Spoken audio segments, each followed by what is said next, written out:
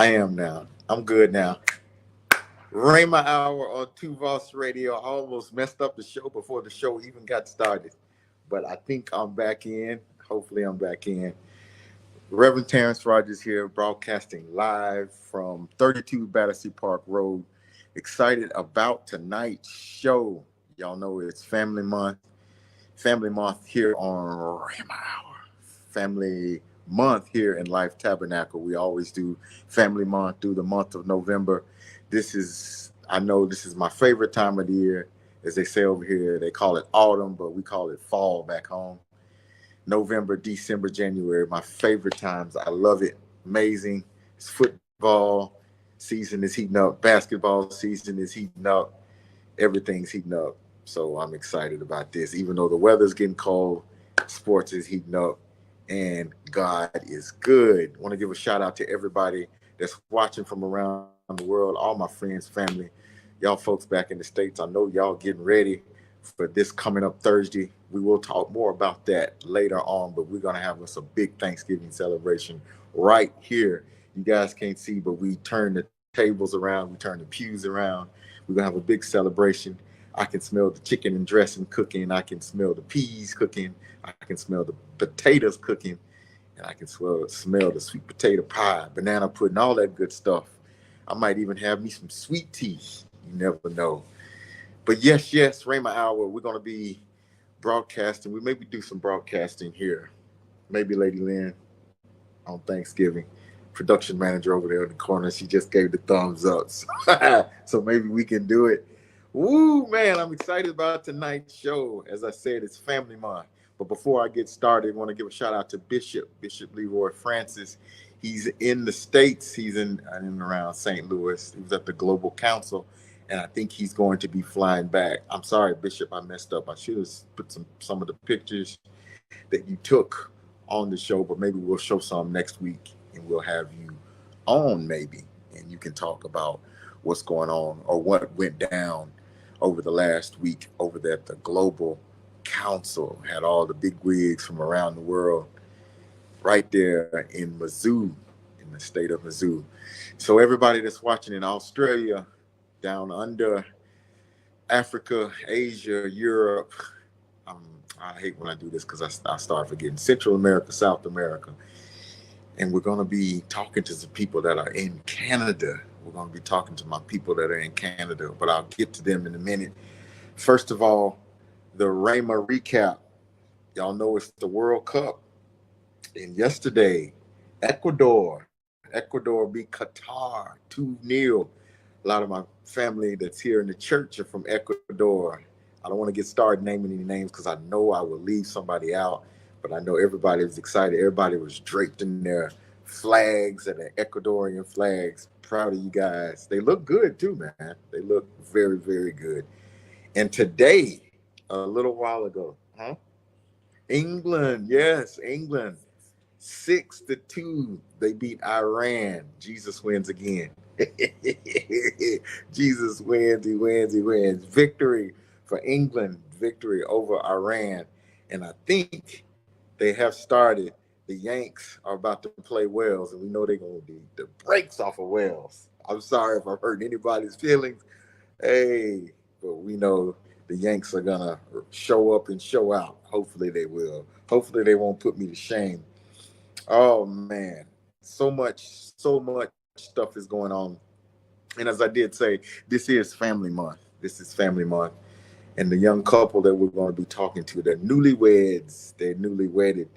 I was thinking about this scripture in Genesis chapter 2, 15 and verses 18. We know Adam was in the garden. He was working. He was tending to what God had put into his hands. God had created the animals, and he brought them to Adam, and he said, I want you to name them. Everything was laid out. But in verse number 15, it says, and the Lord looked to the man and put him in the Garden of Eden to dress and keep it. And then the Lord has said, it is not good that a man should be alone. I will make him a helpmeet for him. Amen. We know that God is always looking out for all of us. Even though we're busy doing what he has asked us to do, we're busy doing what he's called us to do, he's still looking out for us. Amen. Family Month, and we know that God is a family man, as I always say.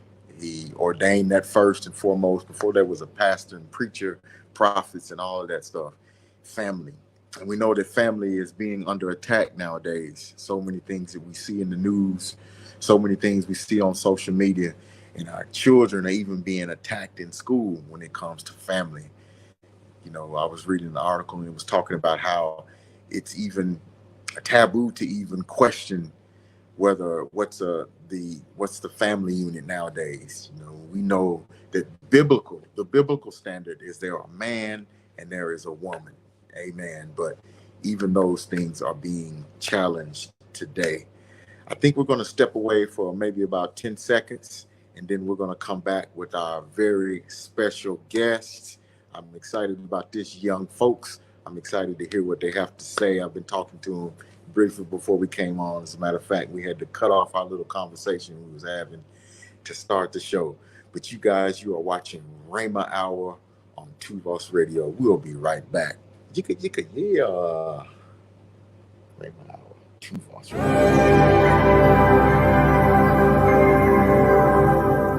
Rhema Hour.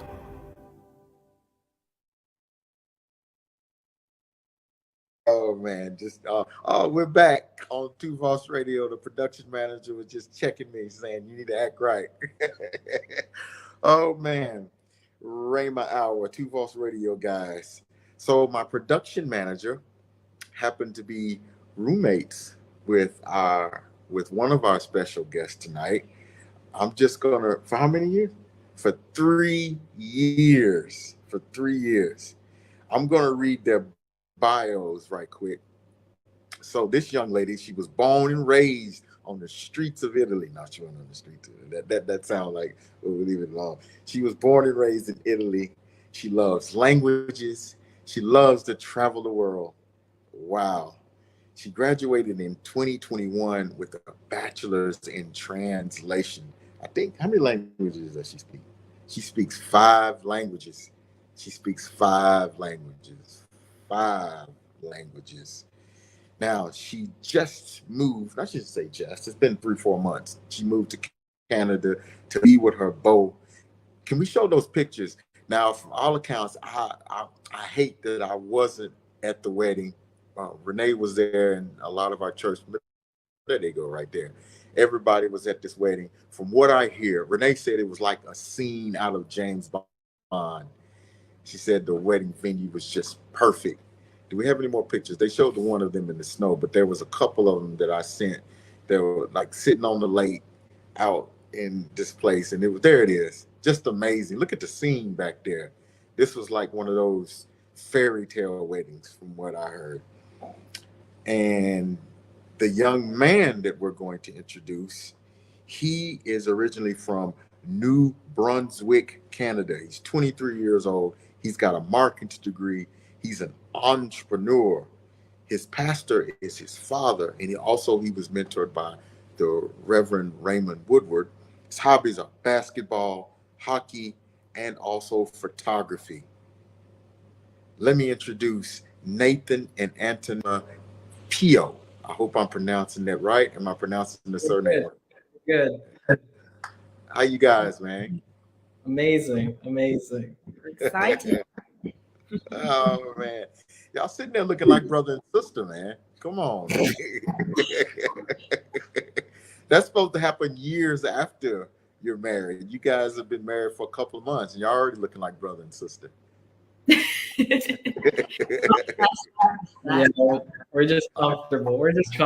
That's Hey man, what a handsome, pretty couple we have here, man. We're this is what it's like, man. Young people doing God's work, doing what God has called them to do. These people are there. The guys, they are the youth pastors. You were recently crowned youth pastors. When was that? we came in August, but it was officially announced. Well, it was officially announced in August, but we moved here to Southern Ontario early September. So we've been here since basically the first weekend of September. yeah, that's essentially when we came in. First weekend of September, we are the new youth pastors here at the Pentecostals of Quinte. Okay, I'm glad you said that because I was going to say Quinte, but it's Quinte, right? Quinte. Absolutely. Amazing, man. You guys just amazing stuff. So I'm gonna get the tough question out of the way. I'm gonna get the most important question out of the way first. So when can I expect a little niece or nephew? I love it. A little bit, still a little bit. Let us plant some more roots here first. Take care of these kids first. Yeah, we got a good crew of kids to watch right now. I don't think we want to add an infant into the mix right now. Absolutely, man. Absolutely. I hear what you're saying. That's awesome, man. I just thought I'd throw that curveball in first. Yeah. Lady Lynn asked me. Go ahead. You're definitely not the first person to ask us that. That's for sure. Yeah. Lady Lynn asked me before the show. She said, "You didn't send them any tough questions, did you?" I said, "No, but I maybe have one or two curveballs in there for him." So, oh me. So let's start. Antonella. I did read the bio, but tell me a little bit about yourself. Tell me, maybe family, quickly, a little bit about yourself.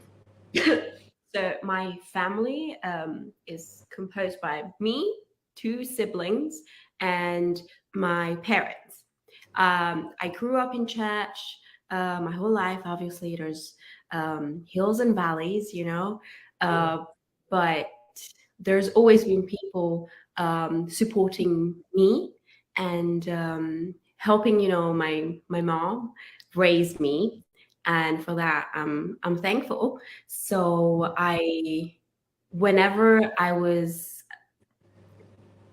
at the right age, can you say that? I tried to discover what I really liked. And things always went back to languages. I grew up in a multicultural family. So when I was 19, I was like, you know what? I think this is what I really love to do. That this is what I want to be involved with. So when I was 19, I moved to London, UK, where I met my life tab family. Yeah. And stayed there. And then I moved to Canada actually way back in March. So it's been about 8 months. Mm. Yeah. We love traveling and we tried to do that. I tried to do that. And then together with Nathan, we just love discovering new cultures, new places, and just exploring. Yeah. Yeah. I like the food. That's what I'm about. Where are we eating? Absolutely. Tell me a little bit about yourself, Nathan. So I'm born on the other side of Canada, actually on the West Coast. But we kind of moved around here and there with Dad being a pastor. We even spent a year in the Philippines as missionaries early in the 2000s. And then we came back to Quebec, where my dad's from, in Montreal, but we really planted roots, I guess, in northern New Brunswick. So that's why if somebody asks me where I'm from, I usually say northern New Brunswick, because that's where I kind of, what's the word I'm looking for? I not relate, but identify as like, that's my home. Every single time I go back, I feel like I'm at home. And then we moved in New Brunswick. After Dad pastored a church for a little over a decade, we moved in New Brunswick. I was going to university and whatnot. And then we moved to northern Ontario, about 8 hours north of here in the middle of nowhere, because Dad took a church on home missionary church. And he's been there. We were there for about 2 years, and then Nell and I got the call to come here. So now we're loving Belleville. It's kind of like the perfect size city for us. It's not too big. It's not too small. We're close to the country, which I like, and we're close to the city, which she likes. And in terms of what I've been into, obviously we talked before we were on. I like my sports as well. I'm not a football guy. But in February, there's one weekend where I will watch. I'll watch that one day in February. But there's it's like every other Canadian, obviously hockey. I really got into golf lately and photography. And I also like drawing a lot. And then in terms of school, I went and I got my marketing degree because I just love the creative side of things. And I've kind of brought that into the church as well in any way I can, what I know from my secular job, that I can kind of transfer those skills over. So that's a little bit about me, I guess. I have 3 other brothers. One's older than me and 2 younger ones, but I'm also a big family, multicultural family. Yeah, absolutely. Lady Lynn was telling me, and I think I knew this. I knew Antonella was biracial, but you're also Yep. biracial. Yeah, my mother is from the Philippines, actually about like an hour or 2 hours from where her family would be from in the Philippines. So they speak the same dialect. So that's the only language she could talk to my mother about when I don't understand what they're saying about me. Absolutely. Same with my grandmother. It's funny. They're from maybe an hour and a half away from each other. The families are. Absolutely. You guys are watching Rhema Hour on Voz Radio. I'm here with Nathan and Antonella Pio, youth pastors at the Pentecostals of Quinte. Did I say it right? Hey. Absolutely. The question I did ask, I sent you guys, was how is married life? But I'll pinpoint it a little more. There's obviously different cultures coming in, and I know a little bit about this because me and my wife are from different parts of the world. How has that been to, you guys dated, but it was long distance, obviously. So how has it been to just bring you 2 guys together? I know there's been there's been some clashes, let's say that there's been some things that maybe you had to discover about each other, put it that way, not necessarily clashes. How has that been for you guys? Sure.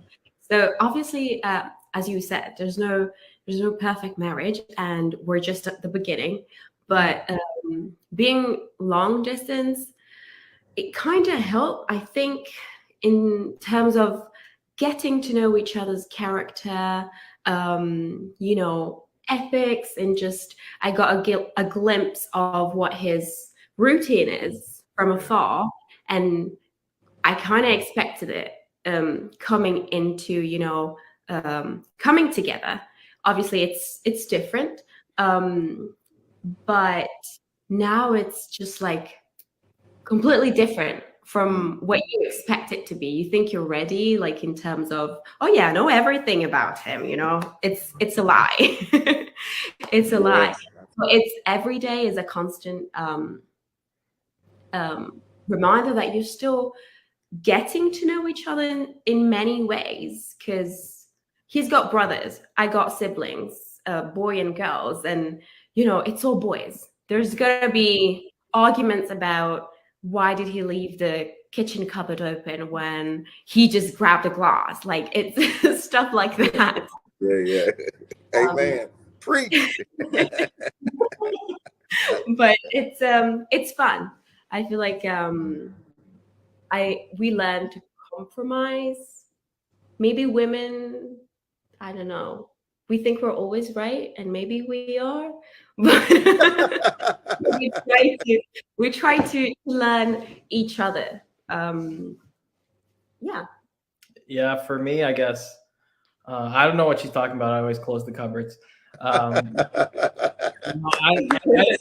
I'd say like, obviously, like you said, you really get to learn about how someone is and what they're like when you actually get married and you're living 24/7 with the person. And we have it a little different where she's home and then I have the opportunity to work from home, so we're together a lot.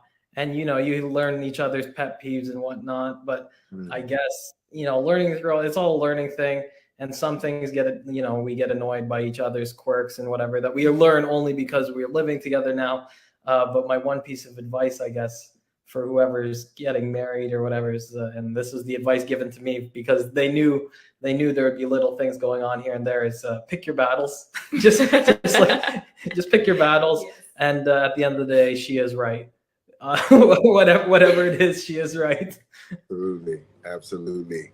You know, I heard a guy say the other day, I was watching a podcast, and he said, I can deal with everyone else in the world being angry with me except for my wife, you know, and you know, it's because, like you said, she's that person that's just right there, you know, and do you have to be right? You know, you know what I mean? Or do you want things to flow smooth?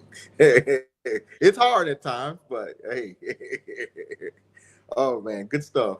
You know, the thing that I see about you guys, both of you are youth. You're obviously very young.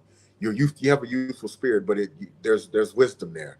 We used to always say, me and Renee used to say that Antonella is like a little auntie almost. You know, the way she moves, you can tell she's calculated with her little things and everything. So it's amazing that you can have both sides. You can be youthful. You can, you know, train the youth and be over the youth.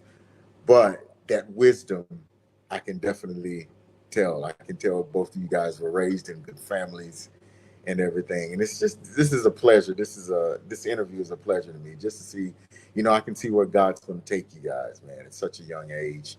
And it's, you know, it's a pleasure to have both of you guys here on the show. Pleasure, man. What's it like in Belleville? What's it like? What's the culture of not only the church, but the city? What's it like there?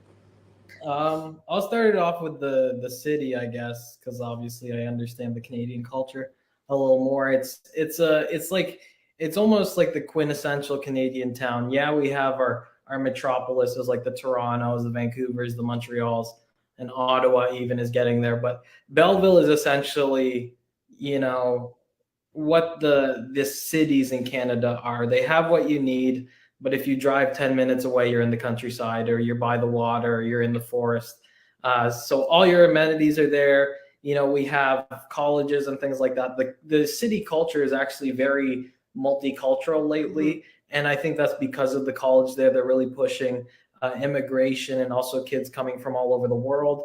I'd say the city definitely has that old money vibe to it, in terms of, like, we're in Southern Ontario, we're just outside Toronto. So a lot of retirees actually amalgamate out here because you're still close to the city, but it's much cheaper to live than in the metropolis. And then also there's a big focus on local businesses here. A lot of artisan shops. If you drive even 25 minutes outside of town, there's this little county area where it's almost exclusively artisan, locally owned, local produce. There's farms out here, a lot of farms out here. But Belleville, I'd say, is like kind of the quintessential Canadian small town, even though by Canadian town standards, it's big. Just for reference, 50,000 people would be like a good sized Canadian city, other than obviously the metropolises. Where I grew up, the town was about 8,000 people. So Belleville to me would be a city. To her, she's downsized. But for me, it's kind of like, oh, okay, this is a bigger city. Amazing. How are you finding it there in Belleville, Antonella? I really like it. You know, Canada is so vast, and the more you go north, where we were before, the more it becomes secluded and little. It's all beautiful, it's all amazing, but it's a culture shock for me. You know, where we lived, it was what would you call that? Retirement. It is a very rural retirement community. Just and in perspective, there were 4 sets of traffic lights in the entire city. So coming down to Belleville, it's like, as Nathan said earlier, it's the amalgamation of what we both would want for ourselves. The small town vibe, but also the big town where there's youth, there's people our age, there's people older than us, different cultures, different food, different scenery. It's amazing. We're really enjoying it. Yeah, it's a great town because, like, we have everything we need. But the reason why it has that small town vibe is just the way the city's built. You could get anywhere in about 10 minutes. That's like the one side of town to the other is 10 minutes. And then that's it. Everything you need is in between that. And then people kind of live in and then in the outskirts of that. So it's the perfect size for both of us, honestly. And it's a great place. Like you said, you're asking us the question at the beginning. It's going to be a great place to raise a family as well, because there's lots of good schools, good programs in the area. And then also, if we want to go back to Europe, go back to her home and anything like that, Toronto is just a quick drive up the road to the airport. So it's not too bad at all. Perfectly placed, honestly. Like we talked early on when we lived up north, like what would we want? And I never even thought about Belleville, and it just kind of happened. Everything kind of happened and we both got what we wanted. So we're happy. Absolutely. Does the church kind of reflect that culture, that kind of some country, some city, or 100%. So the church, I find it's in a period of growth right now. Like major post-COVID, we're getting back up or even passing where we were before. But in terms of the crowd that's here now, it's almost like a different congregation. And when you look down at the crowd, you've got over, I think it's over 20 cultures in the crowd. Multiple languages are being spoken. We've got an influx of Ukrainian families lately, and we even have to bring in a translator for that. There's a lot of French speaking here, a lot of Indian as well. And it's kind of being more and more noticeable when you walk into the church today, that it's like, okay, this is what the town is and this is what the church is. Absolutely, man. Wow, amazing. Rhema Hour here on Voz Radio. I'm with Nathan and Antonella Pio. They are in Belleville, Canada, where it's colder than a polar bear's toenails. You remember that? You remember that, Lady Lynn? Oh, man. Oh, absolutely. We're going to step away for a couple of minutes. We have a musical selection, but we have two very bright, anointed young people on here, and it's a pleasure having a conversation and to catch up. My man's got his golf clubs behind him. What's your handicap? So I only really started playing like a year ago. Okay. So like I'd be happy playing bogey golf, but I've had some good rounds where I finished like 10, 12 over. All So right. I'm not there yet, but I've got a little connect for the winter. One of the new people has access to an indoor driving range, and I've got free reign to go whenever I want. So I'm practicing all winter. Come on now. She thought golf was over when the snow came, but it's not. I get to keep going. Nope. Oh, amen. Amen. We're going to step away, guys. Thank you guys for watching, but we're going to be right back. We're going to have a musical selection, and then we'll be back with Rhema Hour here on Voz Radio.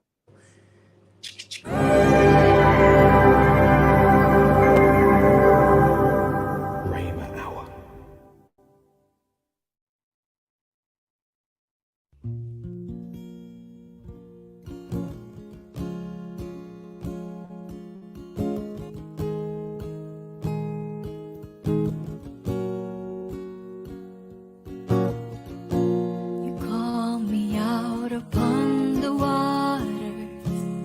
The great unknown, where feet may fail, and there I find you in the midst.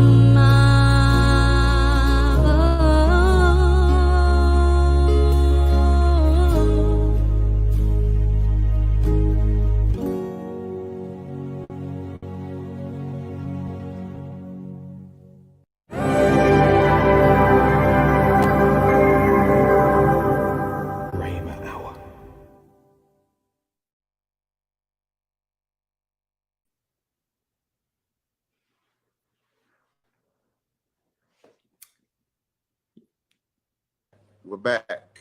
Can you hear There we go. me? We're back. There we go. Rhema Hour here on Voz Radio. We are with Nathan and Antonella Keogh. That was Michael and Jaira Canista.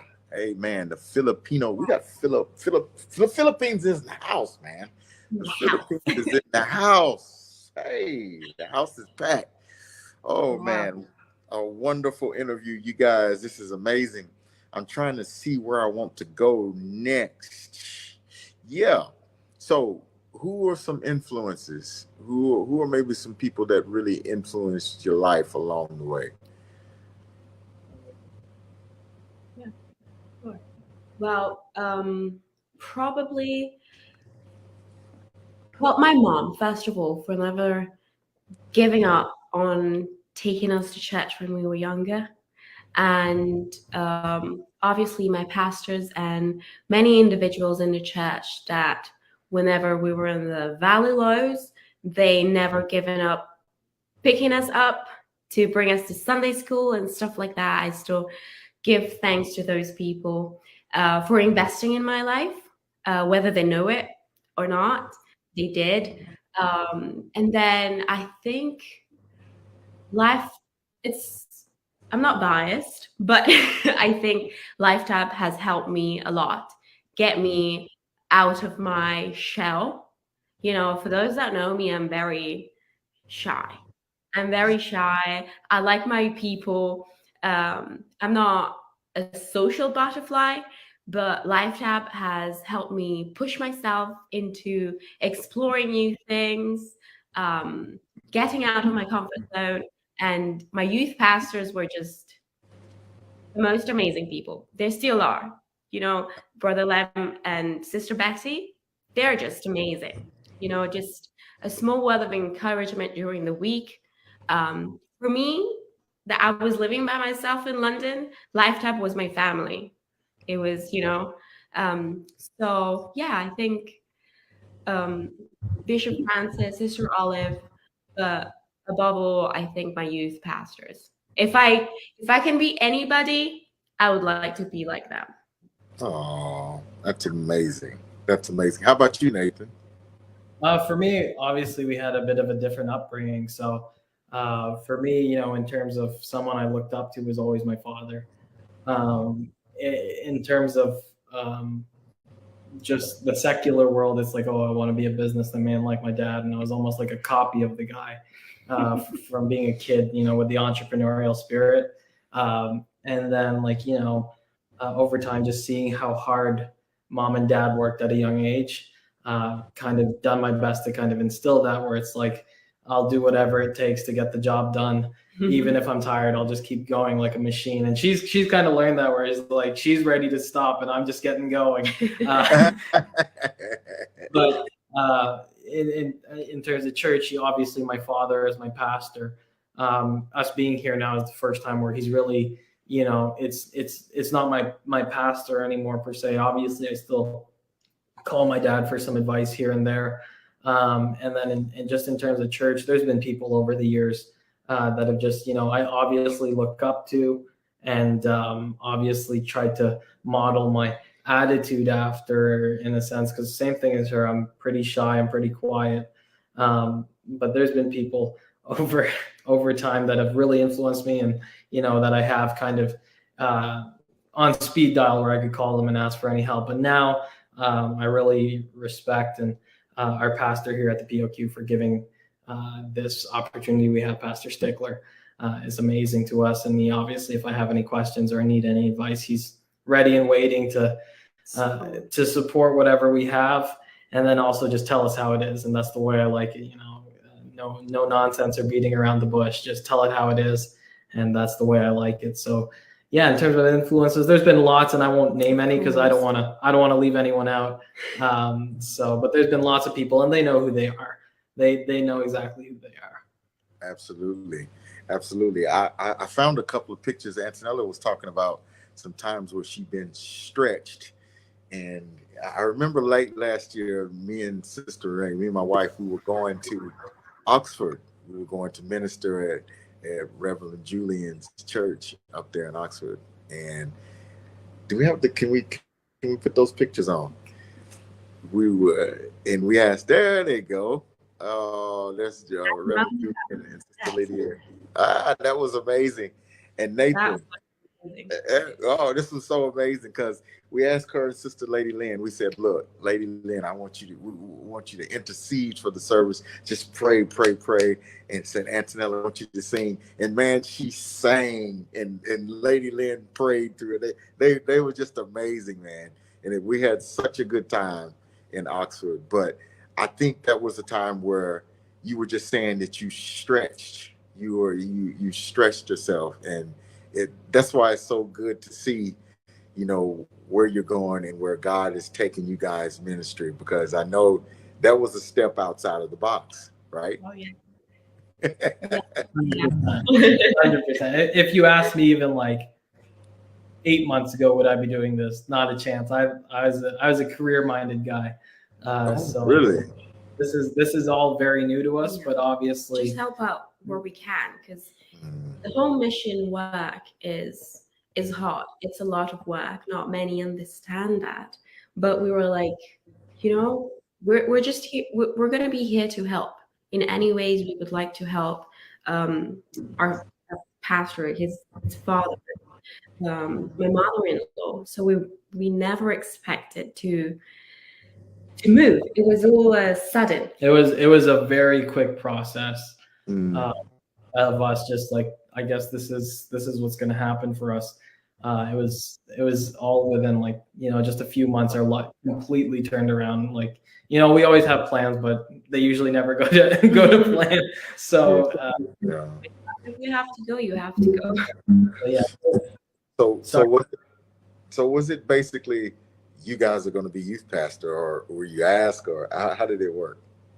So just a brief synopsis of what happened was we got back from our wedding, obviously, and some months had passed, and we were just, doing whatever at the church. I was, in a preacher's family, the kids, there's always one musician, there's one kid doing offering, and there's one in the back putting the words on the screen. So I was always the one in the back, just behind the scenes, and I was completely cool with that. Even at events, it's like I'm perfectly okay with that being how it is. I wasn't the type to talk in front of people or anything like that. In fact, I even hated the idea. I'd refuse. And then one convention, I was like, you know what? We're going to be doing something a little more. I felt that. And God has been dealing with us. Yeah, obviously. Yeah, and Dad being the way he was, he said, "All right, this Sunday you'll be up there to do announcements and everything like that, and just right away, just jump in. Just do it." And then about a month or so later, Pastor Stickler approached my father asking, just not really asking. He's like, "I want Nathan and Antonella to be the youth pastors of the church." And Dad initially said no. No. He thought the guy was joking. And then the next night he asked him, "Are you serious?" And Stickler said, "Yes, I am." So I think it was a few weeks later we came and I spoke. And then that night we're like, we're moving to Belleville. That was it. And then a month later we're here with our bags. So it's been a really quick process, and it just everything works out the way it did. Absolutely. And you guys are being led, man. You're being led. You're a young family, and I think, as we said, we were talking about this earlier, the phrase, and I'm sure you guys have heard it because I hear a lot of the athletes and stuff say it, Deion times. He calls us collect. And when you answer the phone, you have to answer the charges. You have to take on those charges. There's a sacrifice, or there's something that we have to do. And you guys answered the call, man. And here it is. You're moving. You're a new family. You're just trying to get to know each other. And here it is. You're in ministry, man. Do you feel like that's kind of strengthened you guys even more? Because it's like, hey, we gotta hit the ground running. I think so. Absolutely. It's I don't know, I'm speaking for us, but when you're newlyweds, there's just a lot going on, and you think you have better priorities sometimes, but this just built a relationship in terms of we have to work together, like more than ever. You know, it's a ministry. If I'm not in, he's not in. If he's not in, I'm not in. It's a two people work, right? What I'm thankful for is that we're on the same page. Like we Yeah. came into this, we're both like, okay, we're both willing, we're both going to do this, because if it was just one of us trying to pick up both of us, then one of us would just burn out so fast. So I'm glad we're just on a team for this. And we both answered the call at the same time. We're both willing initially to do whatever. I was a bit hesitant in terms of being the guy. Like I said, I was always behind the scenes. So just completely switching it where, I feel comfortable when I start talking up there. I know that's not me. I know that God is leading us, because if it was up to me, I wouldn't be up there. If it was still up to me, I would. Absolutely.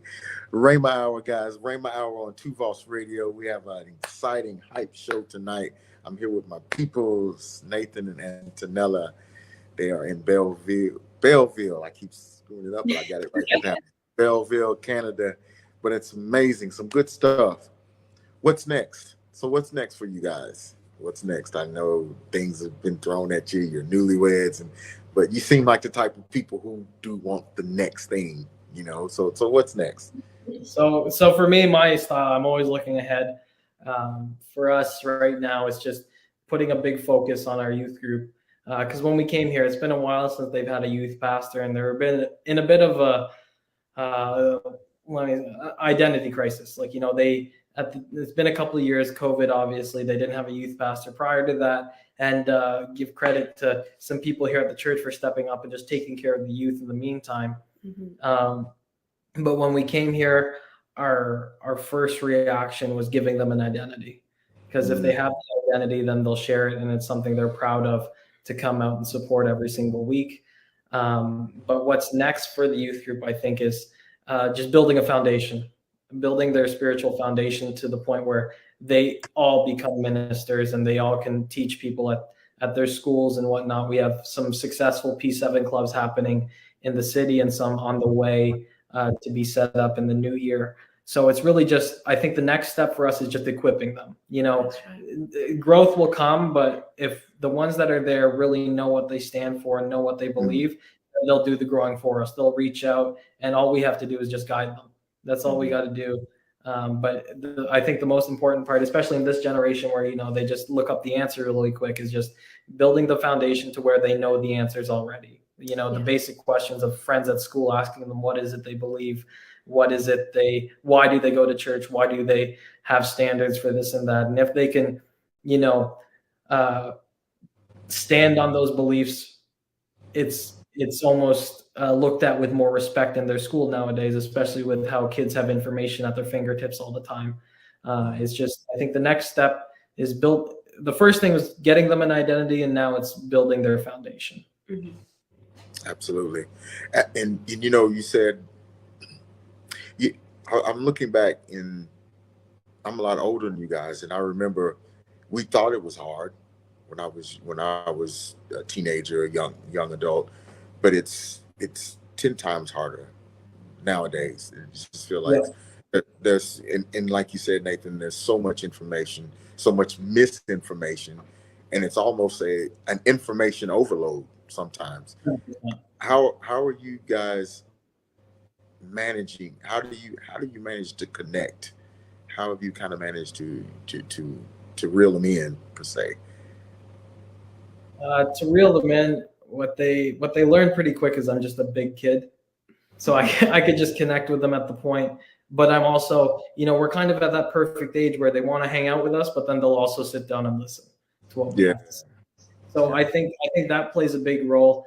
But in terms of connecting, is like learning what they like and just doing whatever it takes to, spend some time with them, find out, even if we don't like it, suck it up a little bit, and just to connect with them a little bit more, and they'll respect that, and they'll show the respect towards you. And I think that's it, just giving them the time of day and the respect right off the get-go, because they're really, as the younger generation, there's a real battle sometimes with the older generation where, they just want to be heard, and that's all we're doing. We just listen and then they'll listen to what we have to say. So it's just connecting with them, whatever we can do to make them comfortable. And then from then on, we'll do some teaching. Absolutely. Rhema Hour here on Voz Radio. Awesome stuff. Got more things that I want to ask. Maybe we'll have a couple of minutes. But you guys get ready for a Rhema word. I want both of you to give a Rhema word in a second. I heard two words, identity and foundation. When you said those words, they really kind of done something to me. So maybe part of it might be part of the Rhema word.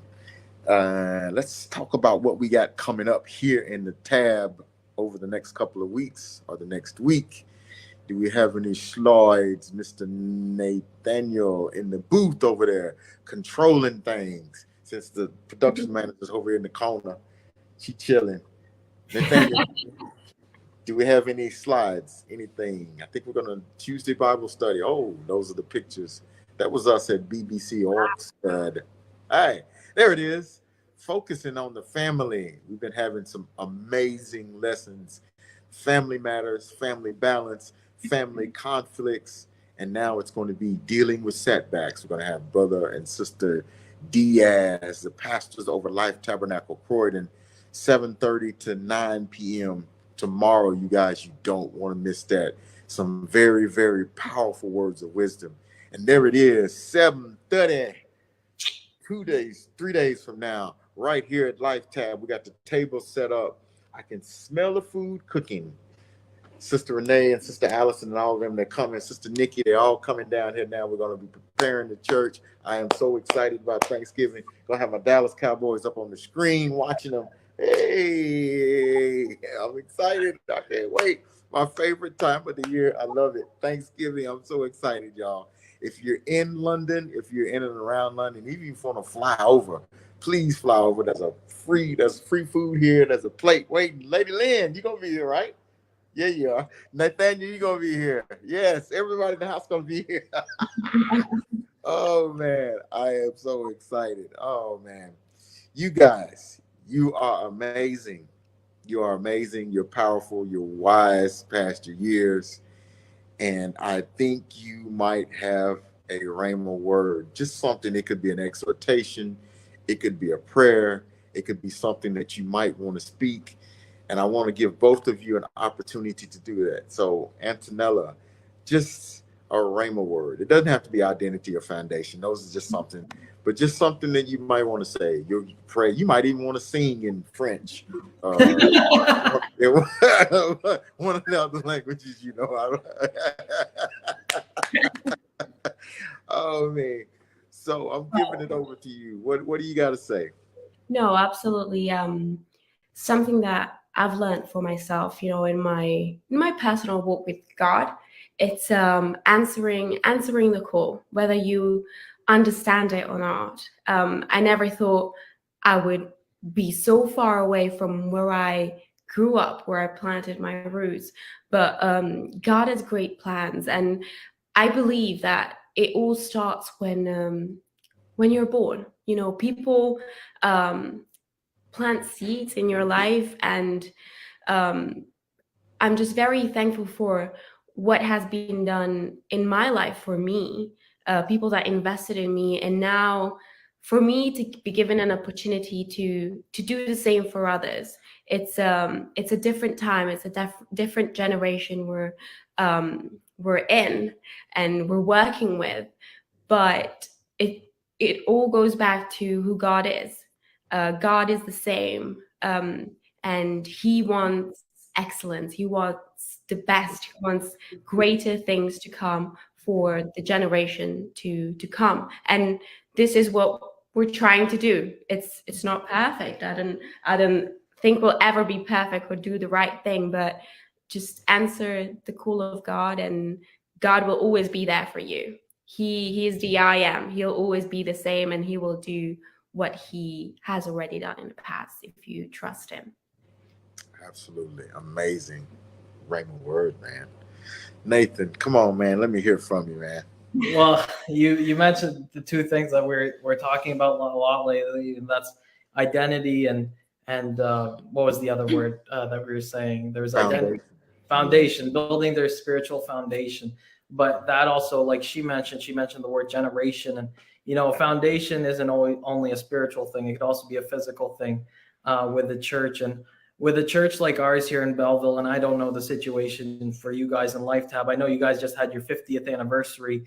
What was this past summer or something like that? Yeah. And I think it's important for not only young people, but also people who are in the church, but they haven't been in it since the start, like since the start of that 50 years, is, really honoring what came before them, that identity that built where they are today. And that, one verse that kind of comes to my mind is David. He's talking and he's singing, and he's saying how, one generation praises the works, but another one after declares the acts that God did. So we have to, and I told the young people, we have to honor what came before us, the sacrifices that were made, because, at LifeTab, you're in London. It's not cheap to be there, and you guys have a church and you're established. And that's because people made sacrifices financially. People made sacrifices with their time. People made sacrifices, obviously, in their life to, we're going to make the church a better place. Same thing here. We have an amazing building. We have two campuses. And we got an amazing auditorium where we could have conference, and we got another church building where we could have, smaller services where we do our youth. But that smaller sanctuary is better than most churches in the world. And we're thankful. And, again, it's not just for the young people, but also the young adults that are new. We're not in those buildings because of any sacrifices we made. Yeah. We're not in church because of any sacrifices we made. We need to honor the past, but then take that as motivation to, this is nice, but how are we going to make the next generation better? You got a beautiful church. We have beautiful buildings, but if we don't do anything to improve that, we've let the next generation down. Absolutely. So it's really, find the identity that your church culture has, build that foundation spiritually, but also your church identity to take it to the next level. Like the verse says, each generation will declare. And you don't want the generation after to have it too easy where it goes downhill. It's a thing right now where the kids, they have it so good, they don't understand the sacrifices that were made. So I think that's really a cultural thing across the board in every city that has had a church for a long time. It's like, this is great, but how are we going to make it better for the generations to follow? So I think that kind of touches on what she said, and those two words I said before is just building and taking care of the generations to follow us. So that's where we are, and that's our responsibility, and we don't take it too lightly. Absolutely. Those were Rhema words. Youth pastors. Wow. Belleville, Canada. This is Nathan and Antonella. You know what? I am so proud of you guys. This is amazing. This is good stuff. And if you're watching, and if you're generation or two ahead of them, the youth, the church is in good hands. We got young people like this that are dedicated to the identity and the foundation, the apostolic principles that have been laid down before us and that we've carried on. We're passing it on to a wonderful, powerful, anointed, bright, creative. That's the thing. Bright and creative generation. Amazing stuff. You guys, we love you. We're cheering for you, and I love seeing Nathan with your advertisements on Facebook. You're so personal. It's like I said, look at this young cat, man. He's just talking. Oh me, guys, this has been Rhema Hour on Voz Radio. I want to thank everyone for watching. I want to thank you guys for supporting this ministry.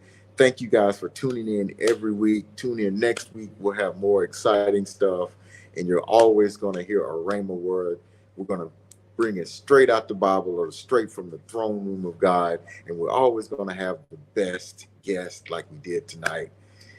My people's over there in Canada, we can't wait to see them back over here. They're going to come see us when they can.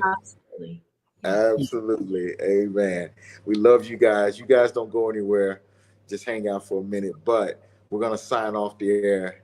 You guys go in peace. This has been Rhema Hour on Voz Radio. We'll see you next week. Rhema Hour.